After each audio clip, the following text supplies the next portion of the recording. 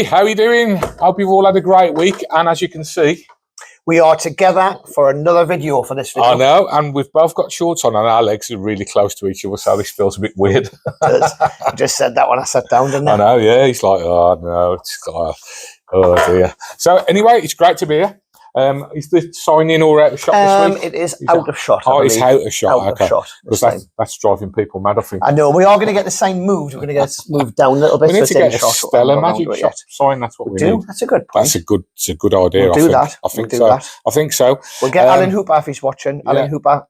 And yeah, Martin Duffy crowed his way into last week's show as well, didn't he, at the start? He did. What was that all about? And he turned up. He thought he was filming. I didn't know that was coming. So when somebody put a comment, I went to look at it, and it did make me laugh. I must admit. And then they had to listen to that annoying theme tune not once but twice. I thought you might cut it short the second half, but you didn't, did you? Well, see Taylor, I didn't do it, so it's let it roll. Yeah, did you see the comments he put at the start saying we're hopeless? Who? No, Taylor on the graphics. Did you see that? Yeah. No, I never watched them back. Oh, you don't like your voice, do you? Not really. When we were talking about like setting up the Zoom and everything, and we were both laughing because the cameras and stuff, and it just put at the bottom, they are hopeless. Well, he's right. He is right. He is right. We didn't do it as well as probably what he does. Well, but then he edits all the footage. He does, and I think we mentioned this before. When we was kids, the most complicated thing we had to do was program the video for our parents, wasn't it? The VCR to record things at a certain time. Record Coronation Street, yeah. Anyway, we're here. So the next few shows are going to be like this in this original format. So that's good, isn't it? It is good, yeah. And so let's get on with the news. What's the news? So the news is tickets for the CCC Convention 2027 are now up and on Stella Magic website. Get in. And if you want to see the poster, Taylor's going to cut it in right now.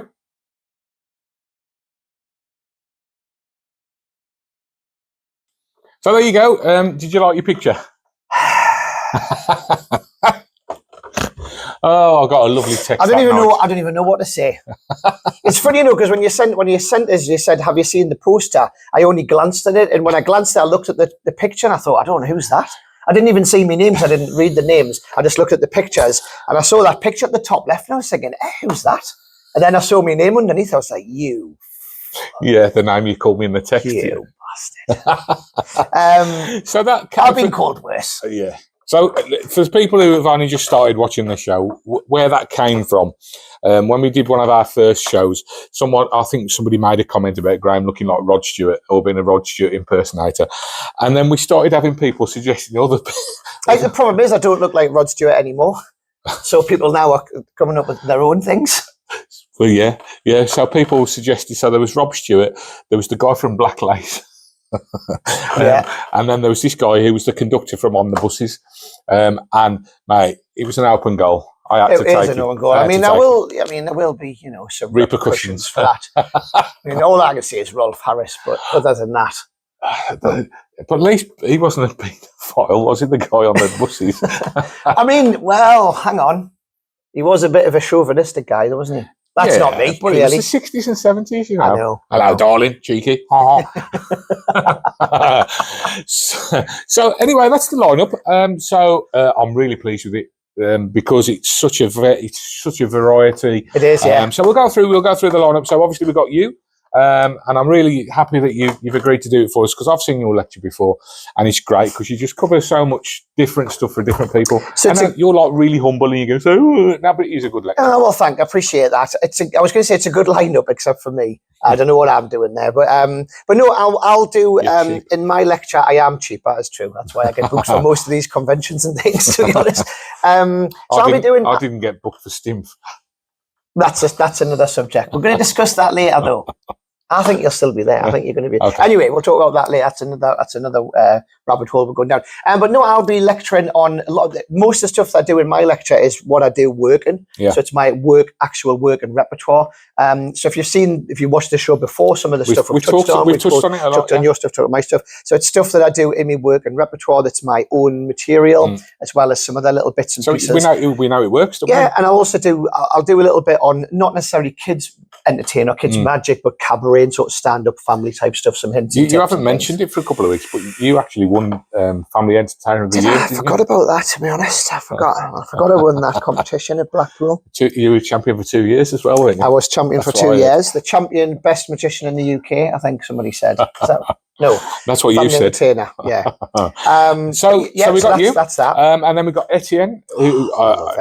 Etienne Pradier. If you haven't seen him, he's a French magician based in the UK, and he's just hilarious, isn't he? He's brilliant. I honestly say this, and this is not to try and get people to come to this convention, but Etienne is probably one of the best lecturers I've ever seen. Not necessarily, the material's amazing, but it's just so entertaining. It's delivered, it's fun to watch, it's entertaining. You will sit there for an hour and laugh your arse off. Yeah. You will. And we're all just flash by like that. It's just really, really good, entertaining. And there's not many lectures that you can go and see where you're thoroughly entertained by the lecturer, apart from you, obviously. But you know what I mean? It's like, the other person I love as well is David Stowe, which consequently he's French as well. French, I don't think that makes a difference. But anyway, Etienne, man, what a great show you got him.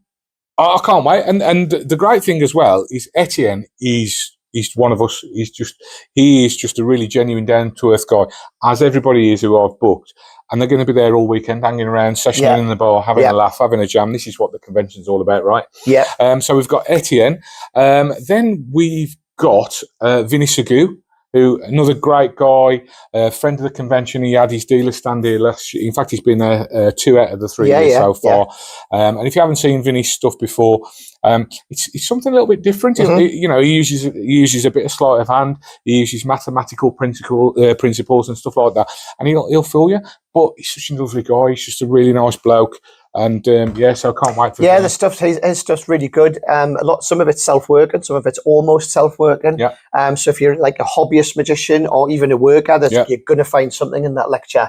I think that you're going to use or get value from. And then from self-working to the ridiculous, we've got Dan Shard. Dan is just an amazing card handler. He's just such a fabulous. When I first met Dan, oh gosh, it's got to be about 10 or 12 years ago. It was when I was filming Child's Play. Right. Dan was filming his first DVD with Russ Stevens, RSVP Magic. So it might even be about 12 years ago. I think, it was around 2013, I think. I was about to mention that DVD set because it was a good set. I can't remember what he called it. I'm trying to think as well. I can't remember either. He did 2 DVDs. Yeah. And I'm sorry, Dan, apologies. But at that time, Dan was obviously he was a very young man. And his skill is ridiculous. I mean, he's so slick with a pack of cards, but he was very much, and that's the way he talks. That's his Bristol accent. That's nothing to do. All right, my darling, have a look at these bloody aces. But he's gone and worked at Smoke and Mirrors at Mark Bennett's place, and he's there doing cabaret, maybe 2 or 3 nights a week. He performs at Slights Bar. He's a really busy working pro, and he's come on in leaps and bounds. He's a brilliant stage performer. He's really funny. All-round performer. He's a really good all-round performer, yeah. So he's got the chops, but he's just got a way about him. It's like, we've talked about this before, when people go to places like Smoke and Mirrors, or when they go to House of Illusion and all the rest of it, they'll go there sometimes and they're not the finished article, and you're hammering that every night of the week, 6, 7 nights a week, and then very quickly you become polished and your act becomes honed and everything, doesn't it? Yeah. And that's where Dan is, Yeah.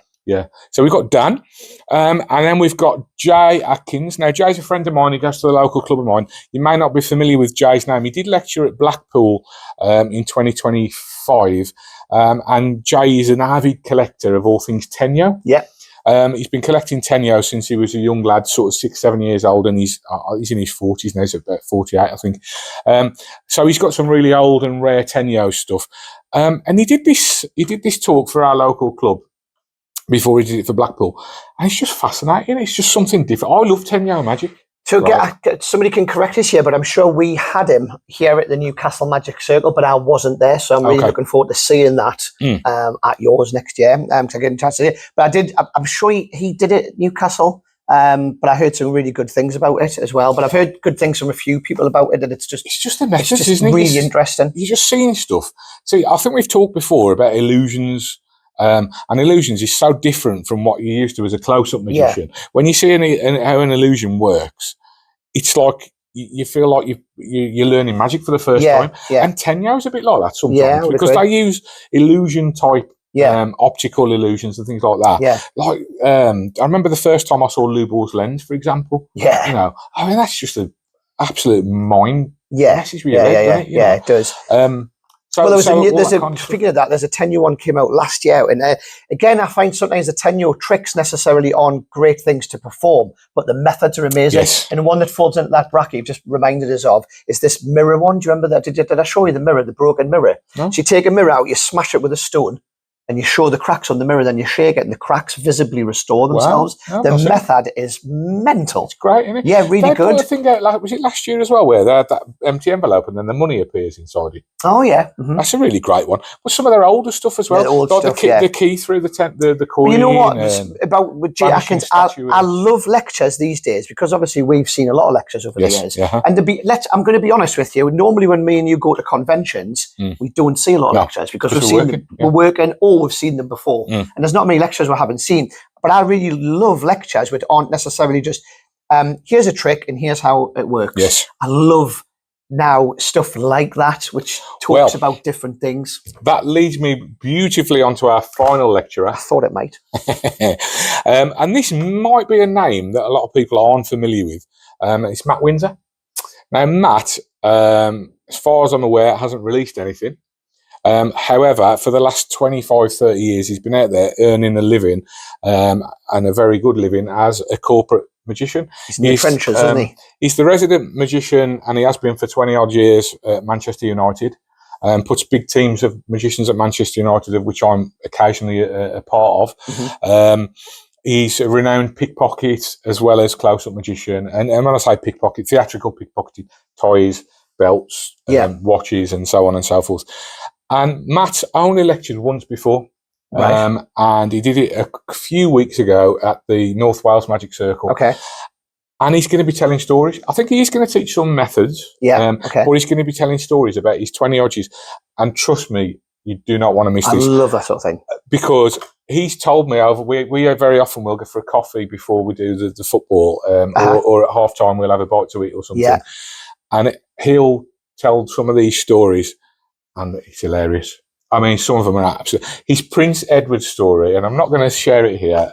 His Prince Edward story, I'll tell you later, is fantastic. It's absolutely hilarious. And you just like, you know, when you just like watching an episode of The Office and you just feel bad for someone and you feel yourself blushing. You'll get that when you hear this story. So that's the line. I love stuff like that. So real work and stories from a real pro. I like that as well. So all very different, and there may well be a surprise lecture as well, but that'll be a surprise. And you've got a new venue? New venue. It's the Wigston Hotel in Burton-on-Trent, brackets, not a hotel. It's actually a pub. But Phil Caddick, he's the guy who runs the pub. He's a magician. I met him at Blackpool for the first time this year. Great guy. Got some really lovely ideas and some lovely commercial effects. So Phil and his partner Sam, I think it's his wife, but I don't want to assume. His partner Sam. Oh, his mistress. You said that. They've got this lovely pub, and he's built a theatre where he does his shows and sells tickets for his own show. And he's very kindly let us stay there because the venue we've had for the last 3 years was great, as you know. But it's it was a Bernie. No, not Bernie. Beefeater. I'm talking about Beefeater. How old am I, a Bernie? A Bernie, Jesus. They went out in the 70s, and they're closing down. So that closes in September, sadly. And it was a great venue, and the staff are all really. Some of the staff there have been there 30 odd years, so they're really sad. I popped in last week, and it was really hard chatting to them and stuff because they're lovely people. But anyway, Phil's letting us stay there. So Burton-on-Trent, tickets are on sale on the web on stellarmagicshop.com. Jump on there, book a ticket. There's going to be 90 tickets for sale. That's all because the theatre will only take 90 people. Right. So once we've sold in the past, you've had more than that, haven't you? Yes. So it is going to be less this year. It's going to be less. So if you want a ticket, honestly, get your tickets now because it's going to sell out. I think. I put them up for sale 2 nights ago, and I've sold 10 already. So it's going to sell out. It's going to sell out. So I would if you can get your ticket straight away because it's going to sell out. Yeah. So that's it. Last week's show, we were talking about the rope trick. Yes, The What's it Awakening. called? The Awakening. The Awakening by Dan Holland. And we did have a because I said that I wasn't. Yeah, we didn't convinced. quite agree. I think I thought it didn't really do much over the original Professor's Nightmare, and it was a step backwards because the ropes couldn't be examined. Yeah, so fair enough. I've had lots of hate mail about that. No, I haven't. Not yet, anyway. I did have somebody comment on the YouTube video. They thought it was a different method, and I told them that it wasn't. They thought it was, those metal things that stick together. Right. Yeah. Magnets. Oh yes. Okay. And it's not that. No, it's not. It's not that. There's no magnets. But he's agreed with me and thought, you can. Yeah, no, that's fair enough. So there you go. Yeah, so keep your opinions coming in, keep your questions coming in, and I think it's about time we had a trip down the old school now, isn't it? Let's get ourselves down the old school. We self.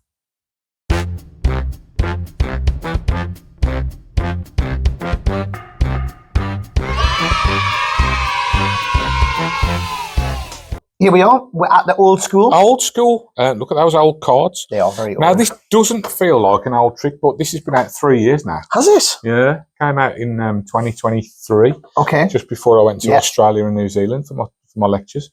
So, and you're doing another tour, aren't you? I'm not sure yet. I'm still planning in the planning stages. Yeah. So I'm not going to announce anything just yet. But that's that's the plan. It's all right. So this is Cloak. I'm going to perform it if nobody's seen it. This is by me, and we're going to play a game, Graham, and you're going to get to make all the choices. Okay. But I'm sorry to say that I'm going to win. Okay. So choose a card for yourself. You can have either one. Okay, it's yours. Take it, it's yours. So this time you get even more choice. Choose 2 cards for you.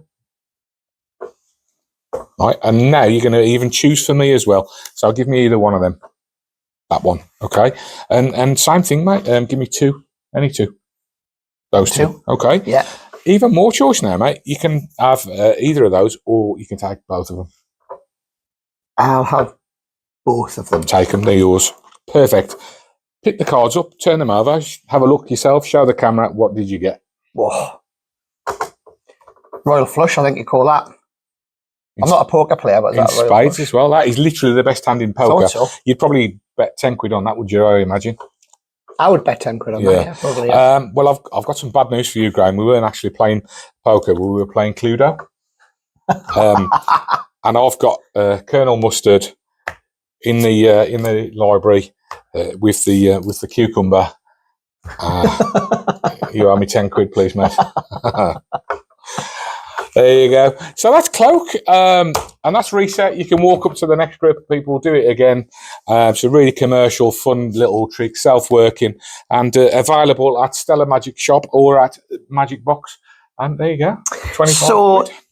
Completely self-working. Yes. Completely self-working. And it's got a surprise ending that nobody sees coming. Yeah. And unless you're a magician, and then they've all seen it. Well, if you haven't seen it, even as a magician. I mean, I was amazed by the reaction, because this is one of those weird tricks. People, I think, have we talked about creating magic much on this channel? No. I don't think we have. No, not at all. Because you don't really create many not really, yourself, no, do you? You're sort of more of a performer than a creator, absolutely, aren't you? Yeah. So it was one of some tricks. And I'm currently working on a packet trick, which I'm probably going to show you later if I've remembered to put the cards in. I can be working on for weeks or months, and it just takes ages, and you're tweaking it and you're changing it and you're coming up with things all the time. Right. This was one of those weird things where just an idea just popped into my head while I was sat on the sofa one afternoon. It was just a complete flash of inspiration from God knows where, and it's so. When I thought of it, I sat there and just laughing to myself. I was in the flat on my own, and I just sat there, started laughing to myself, because I thought, that's ridiculous. Colonel Mustard in the That's library. what makes it funny, is the fact that it's so ridiculous. Yeah. That's what makes it funny, because it's just totally. I like random stuff. Yeah, it's almost like I love random gags as well. Just random stuff. This is sold well in America and Australia as well, which I'm pleased about. But I don't know whether it's sold many in Europe, because they don't get our sense of humour, I don't think. Yeah. Like, I showed it to my wife, and she just sat there and went, "What the beep has that got to do with poker?" I'm trying to do a French accent then, but I slipped back into black country. And she was like, she just didn't get it at all. She's just like, "What the hell? What you sat with? Random? What are you talking about?" Whereas me and you just think it's funny. Yeah. It's just funny because it's random. And I mean, I don't know if this is a stupid question, but do they get Cluedo in other countries?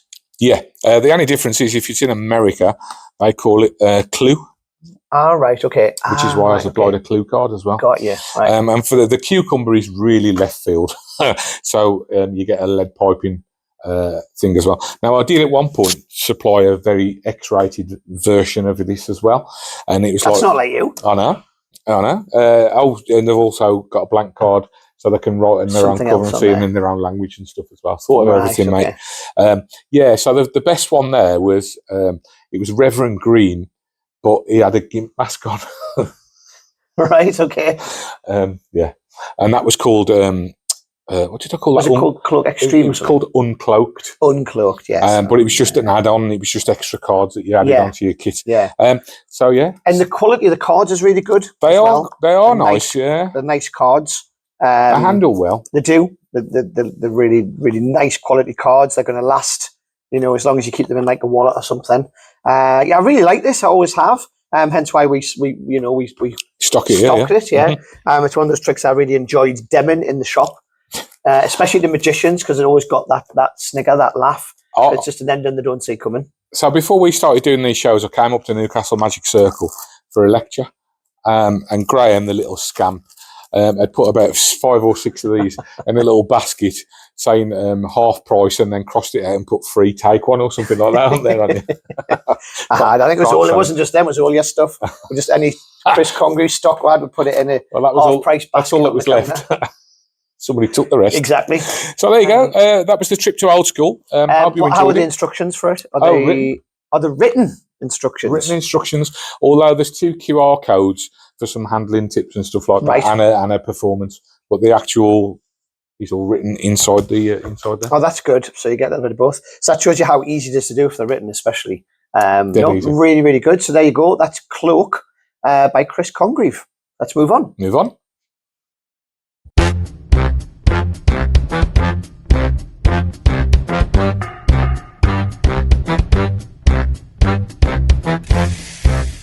Over to you. Over to you. Over to me, or you, or both of us. To me, to you. Yeah, so you had a question via email, I think? I did. I had a question via email, and it was quite simple. It was, if you're out working, and what do you do if you get interrupted mid-trick? So if you're in a table, for instance, and you're performing your trick and you're coming to the climax or the reveal of the card, and if you work, as you'll know what I mean, one guy comes in who's the alpha male, he's like, hey everybody, I'm here, and cuts in front of you and starts shaking everybody's hand on the table. Or you get sometimes one of the waitresses comes over and asks, if you're doing a stand-up bit, if you're doing a drinks reception, and they come around with the little food trays, the canapes, you're in the middle of doing the trick and they just walk in front of you, and would anybody like a canapé? And then, so what would you do in that situation? You do absolutely nothing. You just pause and wait until they're finished. So I've got a couple of little things which I'll talk about. So at the end of the day, right, we are part of their overall experience. Okay. Yeah. We are not the reason that they are there. Now, if I'd sold tickets to do a magic show, right, and I was the headlining act, and I was in the middle of my show, and then the cleaner walked on and starts doing the sage, or they start selling ice creams halfway through while I'm on stage, then that's different. Yeah, right? But let's face it, there's not many of us doing that, right? No. But you know who I am. But, all these people, so let's take them one at a time. So the guy who's there coming in saying hello to everybody, he's probably not noticed you're there. He's not being malicious, right? They're just saying hello to all their friends. And what normally happens, and you must have experienced this, is that the people who you were entertaining already, at some point will say, we're just in the middle of a magic trick here. And then they will then modify their behaviour and say, oh, I'm sorry, and then they'll settle in and join with everybody else. Our legs just touched under the table then. I was just about to mention that. That was really uncomfortable. Just before you go into the next little bit, I think there's 2 slightly different situations in that one situation. I would handle it 2 slightly different ways. There's the first guy or the first person who comes up, and they're kind of in the background as you're doing the trick, and they just come in because they've just come in. Let's say it's 7:30. The party started at 7.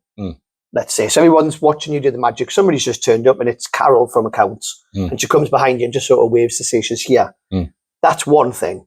There's also that situation though where you've got the guy who's the alpha male or he's drunk or whatever, and he tries purposely to butt in. And at that point, I have a slightly different way of handling that situation. I mean, that's not quite the question that was asked, is it? But yeah, I mean, dealing with a drunk guy who's been a pain in the arse is a completely different thing from someone who's just introducing himself to the group. He's not necessarily doing it maliciously. No. But he's just doing it because he's the alpha male. I mean, you've just got to...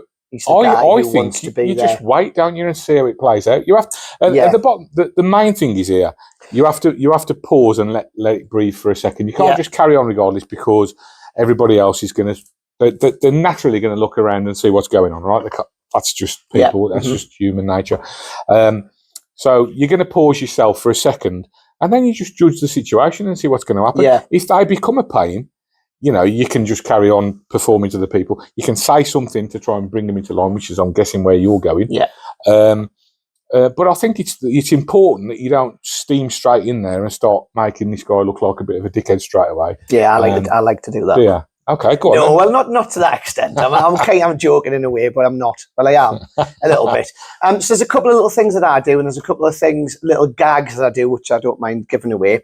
So the first one is, if it's a guy who's being not necessarily maliciously trying to get in your way, but he's sort of cutting in the thing and he starts saying stuff, I normally just sort of, I normally say, there's a couple of things I say. Either number one, I say, oh, sorry, I didn't realise this was a double act. Which gets a laugh, and then he realises that he's doing this act. And normally, if he's a decent guy, then he just steps back and lets you get on with it.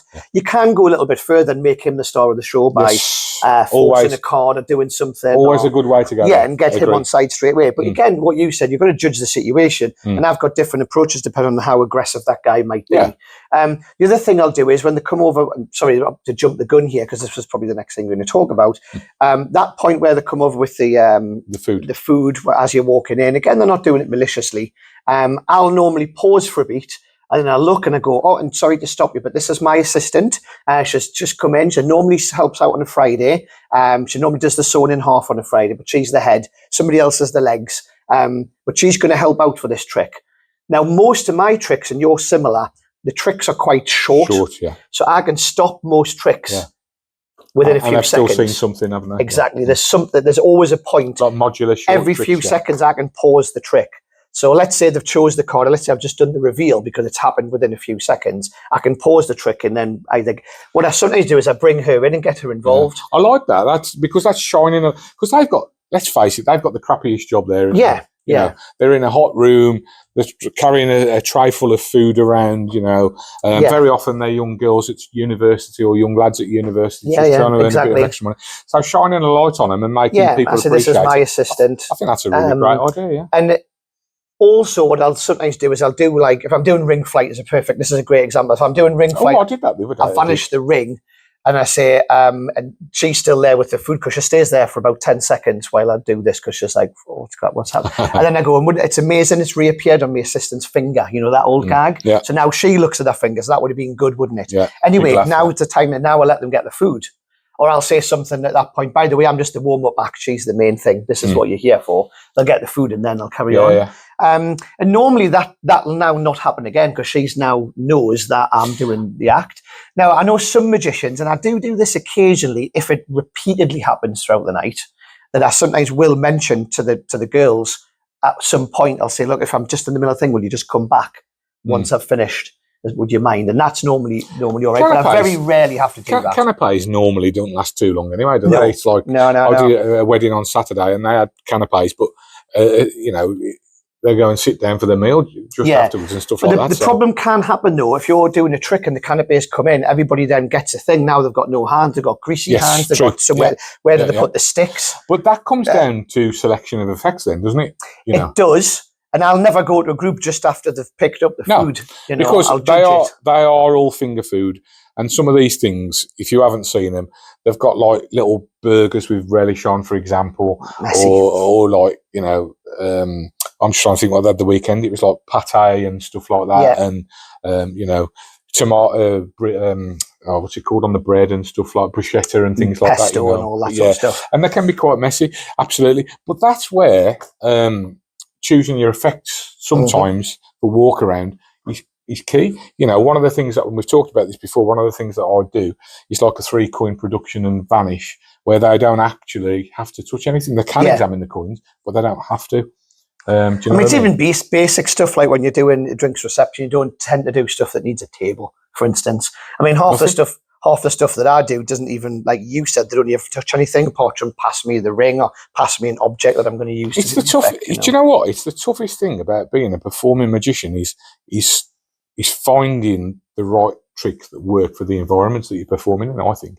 Yeah. You know, it's like when you're performing. So, like, I did an event last Wednesday and Monday, and there's 10 people at a table. Now, when you've got 10 people at a table, and I think we've talked about this before, you know, there's quite a distance between you and the person on the other side of the table. Yeah.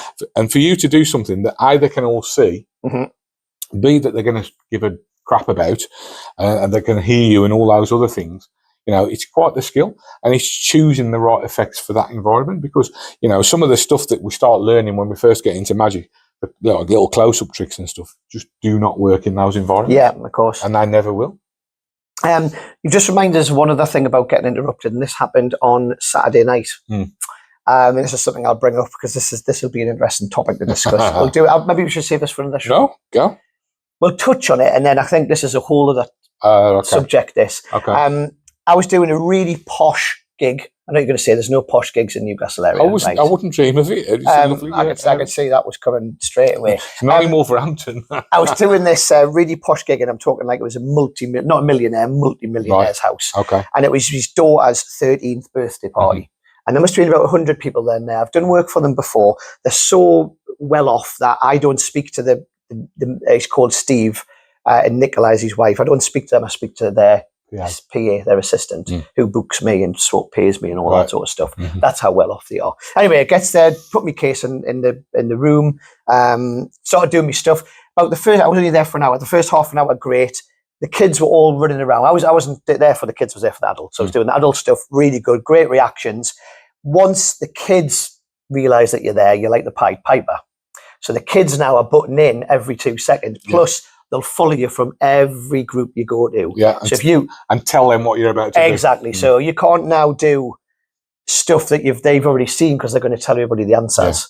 Yeah. So I have a couple of little things to get away from this. We've touched on this before. I think we have, but on Saturday was probably the most extreme I've ever had it. These kids were off the charts. I mean, yes, they were excited, but the parents didn't care. No. The parents weren't there to step in. No. They were there, but they didn't try to step in to stop them from... The kids were trying to... As far as they're concerned, you're the magician, you're there for the kids. Yeah, I'm the clown, essentially, is what they say. And they were literally... There was one point where I was trying to do a trick for the 4 adults. The kids, there was 3 of them around us. They were literally trying to get their hands in my pockets. And I had to physically start restraining them. That's I was like, nightmare. I'd said a couple of times, no, you don't go in people's pockets, and they were like, we're going to go in. And they were like trying to, but the parents didn't give a monkeys. They weren't stopping them. No. It got to this worst point where they followed us. I had to go to the toilet to get rid of them, which is a little tip. If they follow you around, just go into the toilet because they can't follow you in the toilet. Yeah. Well, I hope not anyway. Otherwise you're going to jail, right? Back to Rolf Harris. I came out and they'd gone back to Rolf Harris. But unfortunately, they'd figured out where my close-up case was, and they took my close-up case out of the room. And where this garden, beautiful house, there was a river. So as soon as I saw my case gone, I was like, oh, shit. I went straight out. Luckily, I got them, but they'd already started pulling stuff out of it. I managed to stop them. I wasn't very happy. How old were they? 12, 13. Oh, bloody hell, I thought you meant they were like... No. Old enough to know better. Old enough to know better. So I told them that it was, I said, look, this is not on, it's wrong. I took the stuff, put it back in my case. I went up to the organizer and said, look, this isn't on. This is the only time it's ever happened to me, by the way. I just said, look, there's a lot of dangerous stuff in there. Like, there's not. But like, I'm like, there's 50 grand's worth of stuff in there. Yeah. There's not. But I was like, look, there's a lot of thousands of pounds worth of stuff in there. There's dangerous stuff. I don't want to get hurt. And just like, oh, I'm really sorry. She didn't try and stop them, by the way, which was like, well, put your case in a locked room. I'm like, okay, great. Put it in there and then carried on. But like, it was an extreme that. Like, and I think it's difficult. And there is some stuff I do to get rid of kids in this situation. Get rid of kids. I told when they're following you around. I told you the thing about the puzzle, right? Yep. Yeah. Have you not got one? I have. I've got. Didn't have it with us, but sometimes I do the. I think we talked about this. The Wonderful box. Yeah. Which has got the fiver in and to try and get it out. Yeah. It's always worth having a puzzle. If you haven't seen the previous show when we talked about this, and then if you do have this situation, to be honest, that sounds quite extreme. Yeah, there's not much you could do in that situation. I've never had it that bad before. But if you do have that problem where the kid's following you around, being a cheerleader and telling the others what's going to happen, if you've got a puzzle in your bag, you can just go and get it and say, look, blah, blah, blah, and do it, and then give it back to them and say, go and sit over there, and if you figure out how it's done, I'll teach you how to do a magic trick. Yeah. And just bribe them to get out of the way. Yeah, the worst girl was the birthday girl. Was she? Because she was literally following us around. And before she hadn't even seen us at this point, I bring the cards out, and it's one of those kids that go, oh, I know what he's going to do. Yeah. And I'm like, I don't even know what I'm going to do yet. I've only just pulled the cards out. I don't know what trick I'm doing yet. Yeah. So I actually used her, and I got her to do the trick. So I got her, she forced a card on me without her knowing. Yeah. So, you know what I mean? I forced a card on myself, which she already knew what it was and blah, blah, blah. And she became the thing. And that kind of worked. I've done that once. So I had a similar thing, Millionaire's House. Lots of kids from lots of different women and all the rest of it. This guy, none of his wives or anything were there. And the youngest kid it was his birthday, but the youngest kid was a real pain. Not as bad as that, but he was a real pain following us around and all the rest of it. So I said to him, right, if you stay at my hair for a bit, I'm gonna get you up in front of the whole room, and we're gonna do a magic trick together, right? And then what we did was I got somebody in the audience to choose a card. They signed it. Okay, I controlled it to the bottom, and I copped it off, and the kid took it and snuck it into his pocket. Yeah. And I was like, bang, and the cards vanished like this. And I said, and he walks over, empty hands, reaches in, pulls the card out of his pocket. He got a big round of applause. Guy whose party it was, over the moon, comes over, £50 tip. Thanks, mate. He says, I know he's a bit difficult, I really appreciate what you did there and everything else. So, sometimes you just have to wing it, don't you? Yeah, sometimes, if you just back palm a card, if the kid's a little bit small and they're following you around, I say, look, I give them a card each, and I say, if you shake it really hard, it disappears. I'll just back palm it. And then if you slow it down, it comes back and you give them it. Now they're standing there going like that, Fred, and that's your point when you run off. You run off basically to the next group, and they're standing trying to shake the card for ages.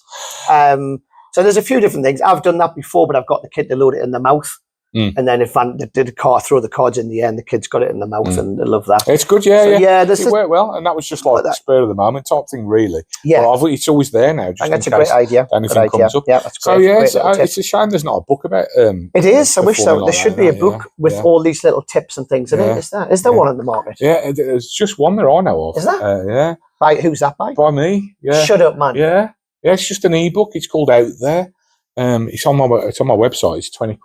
That is a bargain. It's got all these little tips and stuff and some tricks as well that you can do. Wow! I wish what?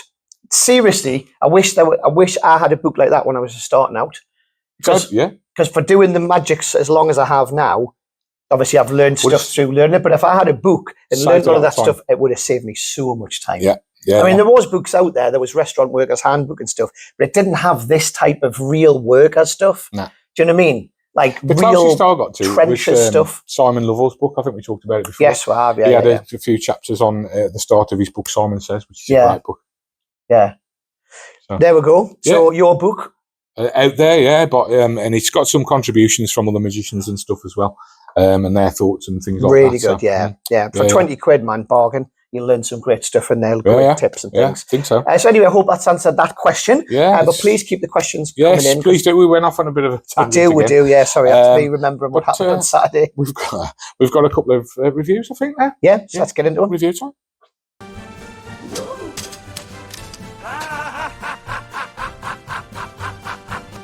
Review time. So here we go. First review. This is Stick by Marko Markiewicz.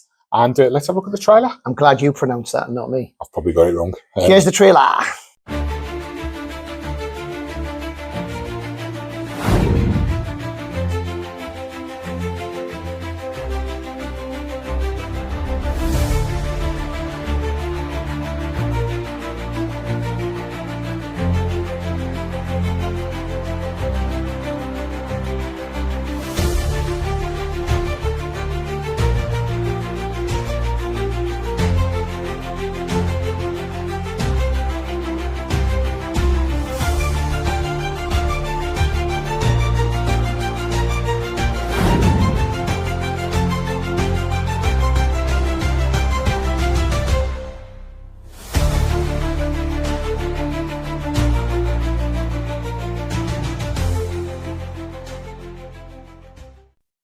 there we go. There's the trailer. Looks good. It looks amazing on the trailer. I will give you that. It does look amazing on the trailer. It does look good. And so let's start off with the good stuff, right? Okay. The gimmick is it's a gimmick card, everybody. The gimmick is really well made, and a lot of thought has gone into it. Yeah. So that's the good news. Yeah. So the gimmick's very well made. Yes.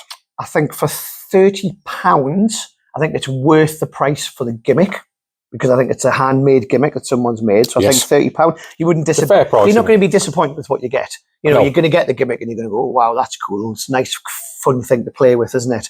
You're not going to go, oh, it's not one of those things where you spend 30 quid and you go, is that it? It's a double-faced card or something. You know what I mean? No, it's that's not true. One of those. It's a lot of work's gone into it. Yeah, a lot of work has gone into it.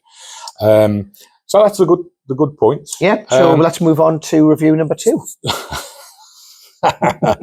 So I think it's fair to say that you and I aren't the target audience for this trick, would be the best way of putting this, because this isn't something that you could do at a close-up gig easily, because the angles are very tricky. It's very angly. It's difficult to manage, I would say. Another thing I would say about it, I'm just reading the packaging, it says easy to perform. I don't think it's easy to perform.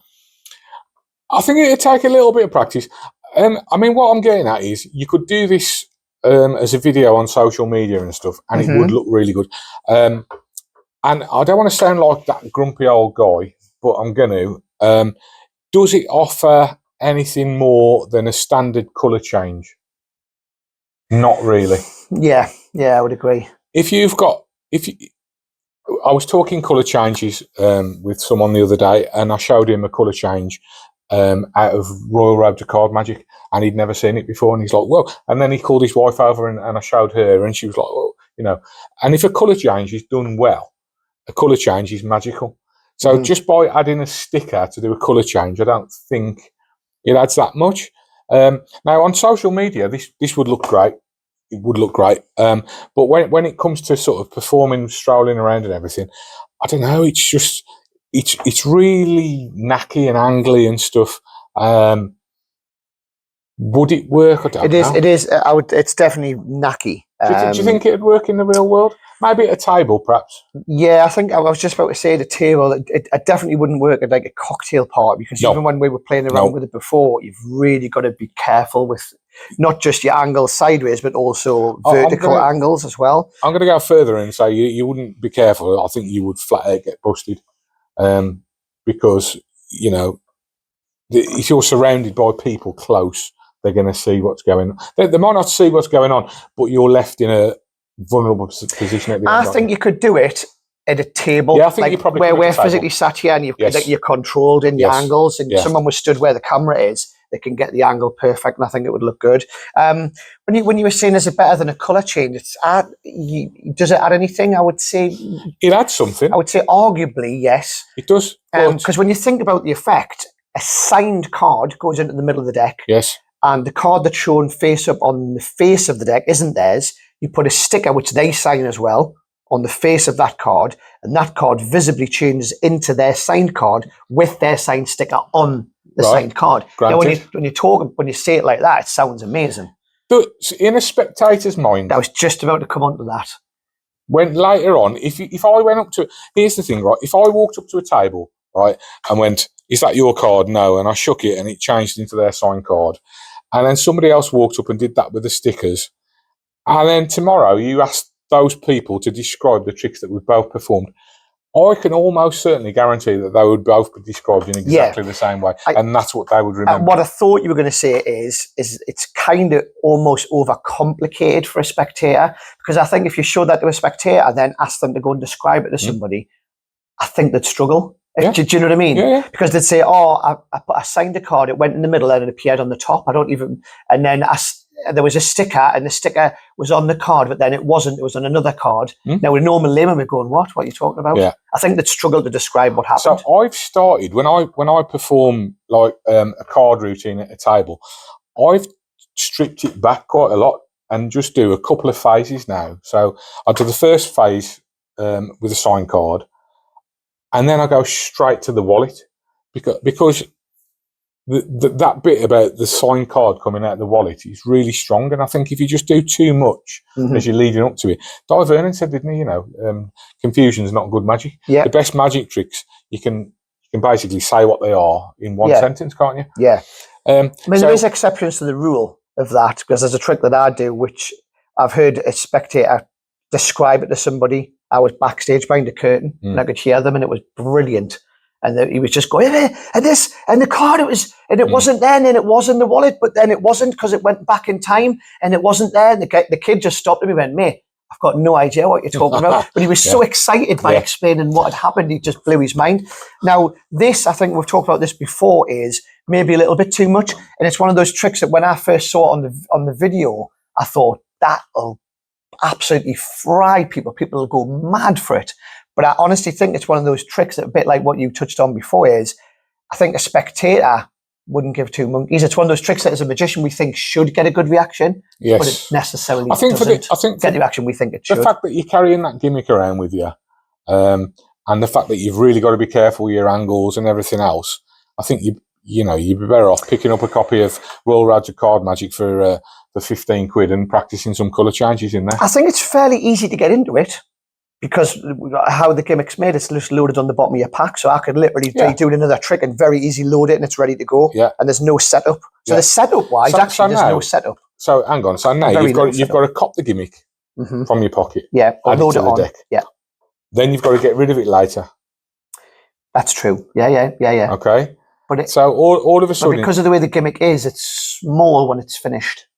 Yeah. So it is easy to cop away. So I think getting in and out of it's all right. But the point I'm making is, you'll know, if the point of this is to make colour changes easy for people, but it doesn't. It doesn't, does it? No, I would agree with that, yeah. If you like the look of it, and you do a lot of magic on social media, it does look great. Okay? Yeah. And I think you could get away with performing this at tables.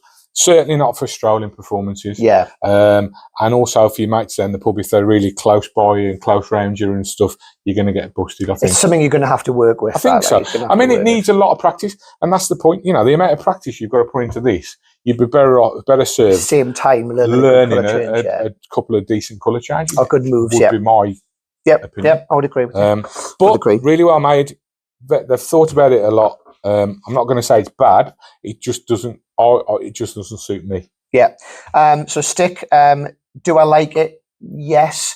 Would I buy it? No. Would I use it? No. And same. Exactly the same. So there we go. Stick. If it's your cup of tea, then you can get it from all good Murphy's retailers. There we go. Let's move on. Trick number 2, and you've got it. So I don't know. I'm looking down here. I have down here. Yeah. But why don't? And just cut and go. So here we are, review number 2. And I'm good. Acrobatic. Don't review it yet. Okay, Acrobatic sock by Jackie U. Hang on, we got to do it together. Oh my! You missed your cue there. Oh yeah. Okay, go on then. Oh my! So here we are. Here's the trailer for Oh my! Jackie U acrobatic sock. Hi guys, I'm magician Jackie U. Oh my! I'm a big fan of Darrell's rope routine, acrobatic knot. I've always been drawn to this kind of effect, but doing it with everyday objects makes it something special. I really love what this has become. This is extremely visual routine with the ordinary object that turns it into something impossible with socks. Let's see a full performance. One more trick!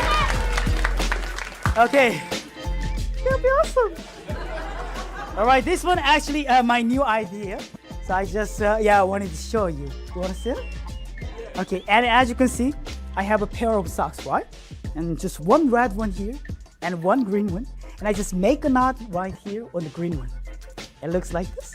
And now I just grab it and I put them together and something will happen. Look. See, the knot moves to the other side. Yes. This is amazing. All right? See, it moves here. Okay, let's try something cool. I just grab it like this and just rub it.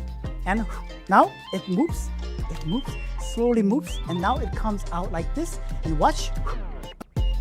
It goes back inside. But look, I need your help. See? Just hold it for me like this.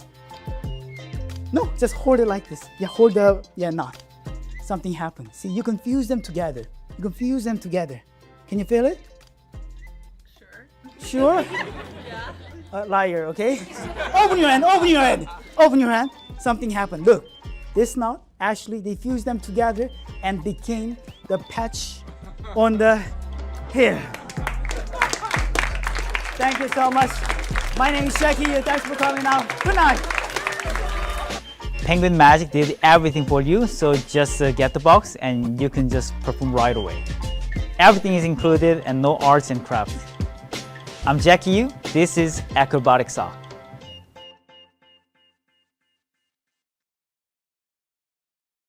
So there we go. There's the trailer, and he's a funny performer. I could watch him. He's a funny guy and perform a funny the performer. 21 card trick. I think I just think he's just something. And I missed him on his lecture too when he was over last year.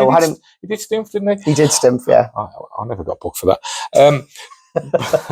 But he's just such a lovely, warm, performer, and he comes through the screen. Yeah. He's just so great. Now, the acrobatic knot by Daryl, which of course this is based on, was a great routine. And again, Daryl, another wonderful performer, known for how warm and how good he was as a performer and stuff. And I think it's just really nice that Jackie's took this routine, and I would say he's improved it by changing the rope to this, would you? I think so. And the rope thing's something I would never perform. This I would. I would have performed the rope routine. However, the rope that it came with was like knitted. Wool, yeah. It was a woolen rope. So I think they did improve it though. I'm sure Murphy's released a later one. The ropes were better. Oh, okay. Well, the one I bought years ago, it was like a wood. It was almost like a woolen. Yeah. I know the version. Yeah. And it wasn't particularly going to be very hard wearing and all that kind of stuff. Yeah. But I love the routine. I think the routine's great, but just by making it an everyday object like this, absolutely, I just think it just takes it up a level. That's what I would perform it as socks, rather than the rope. I've never done the rope version of it. I've demmed it in the shop a few times, but because of the fact it's a sock, is like you said, I think makes it much better. The only thing I would say is look at the size of the socks. It's a big old sock. It is, isn't it? Look at that. It's like a surgical stocking. So these are not socks that you can just buy, by the way. They've been manufactured just for this trick, as you can tell. Yeah. But what I said to Chris was, I would say these are football socks or something, so that they don't look a bit abnormal. I wouldn't even justify it. Or elf socks. When you're standing there, you say that's a sock. But if you say that's a sock, someone's going to say that's not a sock. That's from a pair of tights or something. Massive. Look at it. I think my legs are not that long. Oh dear. My hip would be there. You're not that small. Stretch. Look, I know my hips there because I've tried it. I haven't tried it on. Put a stocking on the top of it. So I think they all look, I mean, you don't have to call attention to it, but I would probably, for me performing, I would say like that my son's football socks or something, or maybe. Or Christmas, I would say I nicked them off an elf or something. That's why I've got the two colours or something. I don't know. Yeah.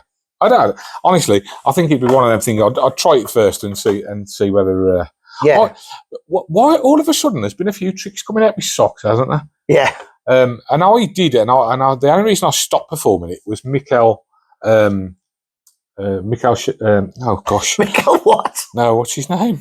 Michelle, who owes socks routine. Oh right, okay, yeah. And I did that for ages, and I lost a couple of the cards, so I couldn't do it. Always got a great reaction that, when you pull your trousers up and the socks, you've got the pair of socks on. The different colour socks. It's a good trick that. Yeah, fantastic. So I don't know what's the thing. And do you remember when John Lenihan did the piano trick with socks on Stuff the White Rabbit years ago? God, yeah. That's how current I am. Yeah. Stuff the White Rabbit, by the way, if you've not seen that, look that up on YouTube because there's some mint stuff on there. Yeah. It's really what a good show that was. What's his name was on it? Tom Mullica did his whole napkin eating and cigarettes and everything on there, didn't there was some great stuff on there. But John Lenihan, that was Sadowitz was on it quite often. Sadowitz was on it. I just saw him the other day. He was in here. Was he? Yeah, I'll talk about that later. What else was I going to say about this? Don't know. The downfall of it, there is a setup. So to get in and out of it, you'd have to have them in your case to pick them up in a certain way. Yeah. I think it is more of a stand-up trick. Or you could have them on the back of the table like that, maybe. I think it's a cabaret. Yeah. It's a cabaret stand-up. More than a. I tell you what, I think this would be mint for is a kids' entertainer as well. Yeah, I think so. Yeah. I think a kids' entertainer or a family entertainer. I think this is great to bring out and do for the kids. And also because it'll entertain the adults. Of course it will, because it's going to fool adults. Yeah. Yeah, yeah, I absolutely agree. So would I buy it? Yes. Would I use it? Yes. The quality is very good. I'm not going to go What's the into other the full bits of it, but that's Do I like it? Yes. that's the other sock there. Yeah.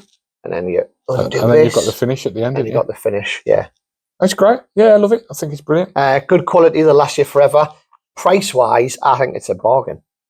25. Not just because we sell it, by the way. £25.99. £26. Well, the downside of the Michelle Huo trick was you had to wear them. So you had to wash them every time you finished. So they start getting bubbly, and they do wear out. I bet you not everybody washed them. Well, that's true. Did you wash them? Yeah. That's good. Every single time, yeah. So with this, you're just handling them. You don't actually wear them. Yeah, they're ready to. Except Graham when they come up to his hip. So yeah, no, I love it. Would you like it? Yeah, I've already bought one. You bought one? There you go. So there's nothing to say. So I'm going to put this into my family show. Yeah. Because also I think you can make this a little bit longer if you wanted to, or you can make it a bit shorter. Depending on what your performance style is, but it fits right into my sort of style of family type magic. So it's great. So recommended from both of us. Love that. Fantastic. So that's Acrobatic Sock by Jackie U. Well, there you go then. That's another show done. It is. That's another one in the bag. There's some good chatting there. Some good interesting stuff there. Yes. I learned some stuff off you. And I learned some stuff off you. I was waiting for that. I thought you were going to purposely go silent there. No, I nearly did, and then I thought, no. After the poster, I thought I'd be nice. Plus, are you going to change the poster by the way at some point? Absolutely no, not. It's just going to stay like that. Yeah. I might start changing the others and see if they notice. See if anybody notices. Did you see Etienne's picture? I did. Yeah. Well, I thought you were going to mention that when you started the show. I forgot all about it. Onion rings. But he sent it to me. Oh, did he? Yeah. I didn't do that. He sent it to me. He sent me some serious ones, and then he sent me that one. So.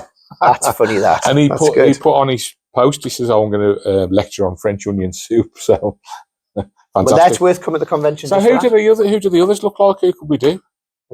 Can you think of anyone? I need to have a look at them again.